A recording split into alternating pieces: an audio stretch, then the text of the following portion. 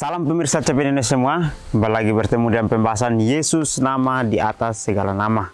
Buku ini diambil dari tulisannya Ellen G. White. Dikatakan bahwa dalam tulisan lain, Yesus adalah Alfa dan Omega, pencipta langit dan bumi, pemberi setiap pemberian yang baik dan sempurna, dan pemikul beban besar kita.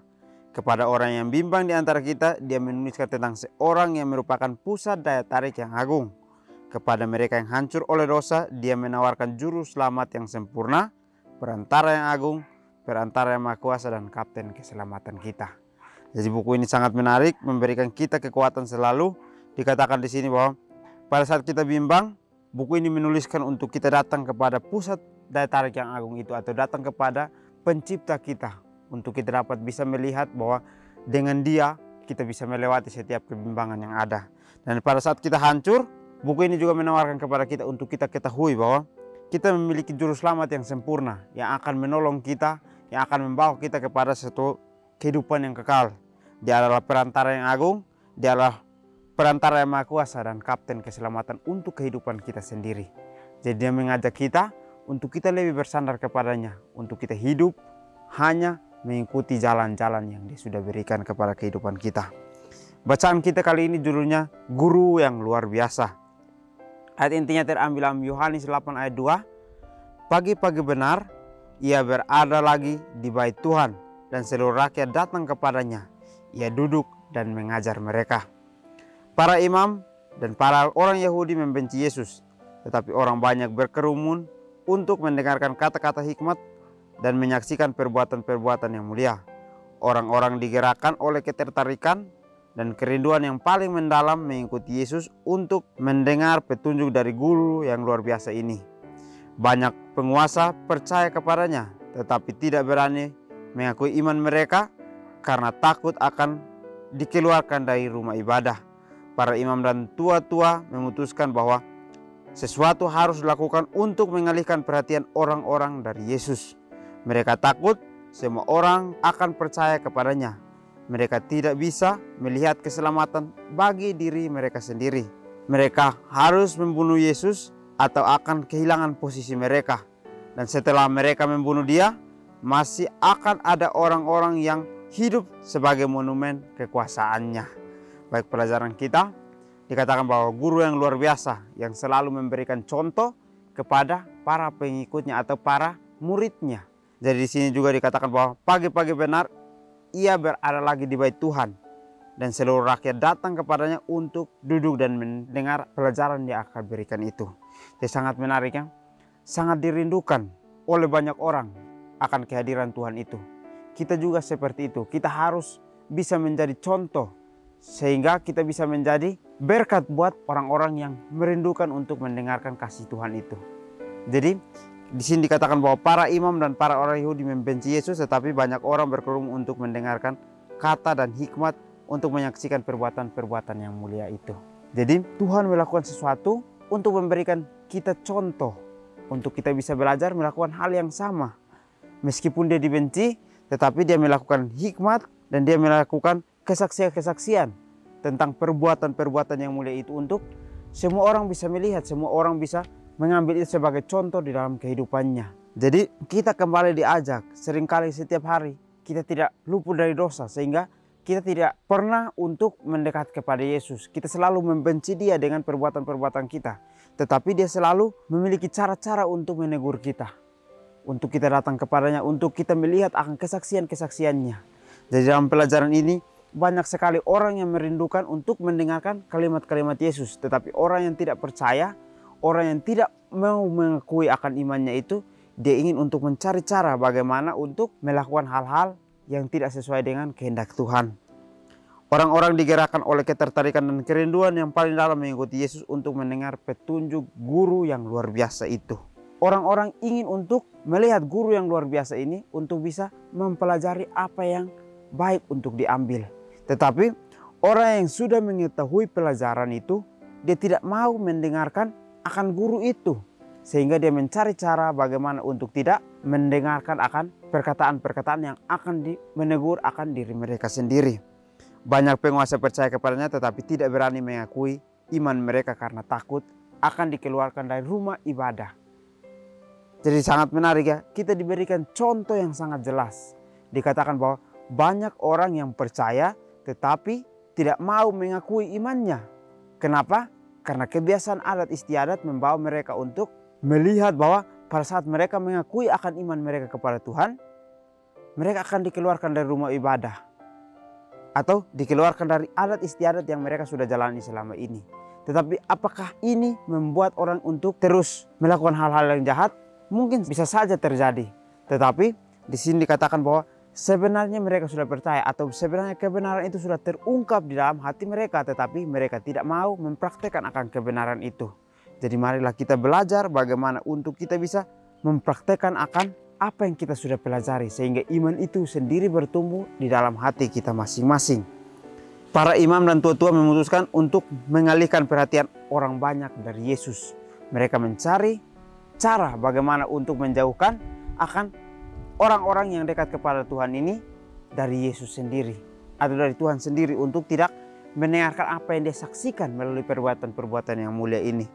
Jadi mereka mencari cara untuk menghilangkan atau membunuh akan Yesus sendiri supaya orang-orang yang sedang mendengar akan perkataan yang luar biasa ini atau guru yang luar biasa ini, mereka tidak mendengar lagi hal yang sama. Tetapi di sini katakan bahwa setelah mereka membunuh dia, masih akan ada orang-orang yang hidup sebagai monumen kekuasaannya. Berarti Tuhan sudah meninggalkan bibit itu sehingga bibit itu akan bertumbuh lagi.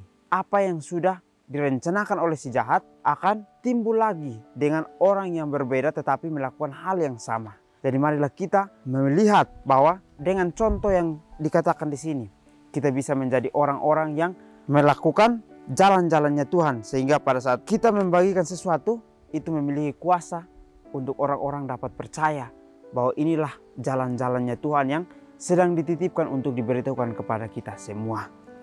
Yesus telah membangkitkan Lazarus dari kematian. Dan mereka takut jika mereka membunuh Yesus, Lazarus akan bersaksi tentang kuasanya yang hebat. Orang-orang berbondong-bondong untuk melihat dia yang telah dibangkitkan di antara orang mati. Dan para penguasa memutuskan untuk membunuh Lazarus juga dan menghentikan kehebohan itu. Kemudian mereka akan mengarahkan orang-orang kepada tradisi dan doktrin manusia untuk membayar 1/10 dari selasi dan inggu. Dan sekali lagi memenangkan pengaruh atas mereka.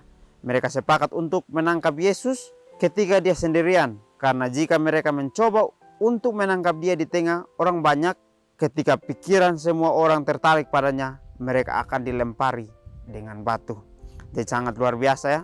Cara setan itu memiliki saja cara yang bagaimana untuk menghilangkan akan kebenaran itu. Dikatakan di sini bahwa Yesus telah membangkitkan Lazarus dari kematian. Ini contoh yang dikatakan bahwa kebenaran yang sudah terungkap untuk orang lain memberikan kesaksian yang sama kepada semua orang. Lazarus dibangkitkan, maka dia akan memberikan kesaksian yang sama seperti yang orang banyak itu melihat. Sehingga orang banyak akan mencari Tuhan terus menerus dan makin hari makin bertambah. Tetapi cara setan mereka membunuh Yesus dan juga bukan hanya membunuh Yesus, tetapi mereka juga membunuh Lazarus. Karena Lazarus sudah dibangkitkan, maka akan memiliki kesaksian kepada semua orang. Kesaksian itu akan membuat orang untuk lebih datang melihat akan kebenaran itu, akan datang menyaksikan akan kebenaran melalui perbuatan yang sangat luar biasa ini. Sehingga cara setan adalah memusnahkan juga atau menghilangkan akan Lazarus juga. Sehingga dengan itu penguasa-penguasa bisa menang atasnya. Dan pada saat mereka sudah menang, mereka mendoktrinkan kepada manusia atau melakukan tradisi kepada manusia untuk membayar 1/10 dari selasi dan inggu. Atau mengajarkan kepada mereka bahwa inilah sebenarnya yang benar. Mereka merubah akan semua yang sudah Tuhan lakukan, sudah Tuhan contohkan untuk orang banyak itu bisa kembali mengikuti akan mereka. Setan memiliki cara untuk menarik kita keluar dari tempat di mana kita akan belajar untuk bertumbuh kepada Tuhan. Dia akan mencari cara untuk membawa kita jatuh, lalu kita mementingkan akan diri kita, kita memilih untuk mengikuti diri kita. Tetapi di sini Tuhan memberikan kita kekuatan, Dia memberikan kita pelajaran sekarang untuk kita bertumbuh, melakukan sesuai dengan apa yang Dia sudah memberikan itu. Pada saat mereka ingin untuk menangkap Yesus, mereka tidak mau menangkap Yesus di posisi banyak orang atau di kerumunan banyak orang. Tetapi mereka melihat pada saat Dia sendiri, mereka menangkap Dia. Karena pada saat mereka menangkap di banyak orang, mereka akan dilempari oleh batu. Karena banyak orang ini akan lebih tertarik untuk mendengarkan akan Yesus sendiri. Sehingga mereka mencari cara bagaimana untuk bisa menangkapnya. Sehingga pada saat Tuhan sendiri, mereka menangkap dia untuk membunuh dia. Yudas mengetahui betapa cemasnya mereka untuk mendapatkan Yesus dan menawarkan untuk menyerahkan dia kepada imam-imam, kepala dan tua-tua demi beberapa keping uang perak. Kecintaannya pada uang membuatnya setuju untuk mengkhianati Tuhannya dan ke tangan musuh bebuyutannya sendiri. Setan sedang bekerja secara jelas melalui Yudas, dan di tengah-tengah adegan mengesankan dari perjamuan terakhir, si pengkhianat menyusun rencana untuk mengkhianati Tuhannya. Yesus dengan sedih memberitahu murid-muridnya bahwa malam ini semua akan terguncang imanmu karena aku. Tetapi Petrus dengan bersemangat menegaskan bahwa biarpun mereka semua terguncang imannya karena engkau, aku sekali-kali tidak. Yesus berkata kepada Petrus, Simon, Simon, lihat, iblis telah menuntut untuk menampi kamu seperti gandum. Tetapi aku telah berdoa untuk engkau supaya imanmu jangan gugur. Dan engkau, jikalau engkau sudah insaf, kuatkanlah saudara-saudaramu. Lukas 22 ayat 31 dan 32. The Story of Redemption, halaman 209 dan 210. Renungkan lebih dalam. Apakah saya pernah iri terhadap bagaimana Roh Kudus menggunakan orang lain untuk melakukan hal-hal besar bagi Tuhan? Ini adalah pertanyaan yang sangat menarik. Apakah kita iri dengan apa yang dilakukan orang? Sebenarnya kita juga bisa melakukan hal yang sama. Tetapi kita sendiri yang memilih untuk tidak melakukan hal yang sama. Kita memilih untuk melakukan hal yang sesuai dengan keinginan kita.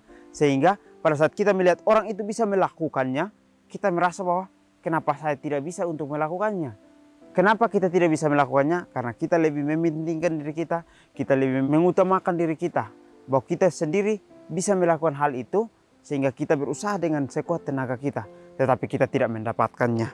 Diceritakan di sini bahwa ada Yudas dan Petrus sendiri, Simon Petrus. Dikatakan bahwa karena kecintaan akan uang, dia melihat akan kecemasan pemimpin-pemimpin akan orang Yahudi ini, dia menjual Yesus. Atau para tua-tua ibadah ini, dia menjual Yesus dengan beberapa keping perak.